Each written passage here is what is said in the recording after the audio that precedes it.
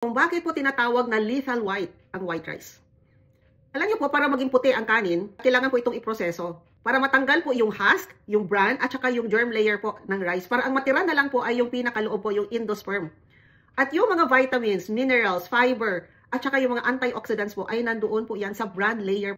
Ginagawa po nila ito para hindi po mabilis masira yung puting kanin. At napakahalaga po nitong bran at saka yung fiber po. Dahil itong mga ito po, ang responsable para hindi po masyadong tumaas yung asukal po sa atin pong dugo. Masama po na bigla pong mag-shoot up yung atin pong sugar. Lalong-lalo na po pag meron tayong mga sakit na cancer, diabetes, sakit sa puso, mga autoimmune diseases po at kung ano-ano pa. Dahil po, yung biglang pag-shoot up ng asukal na ito ay nagiging sanhi po ng pamamaga.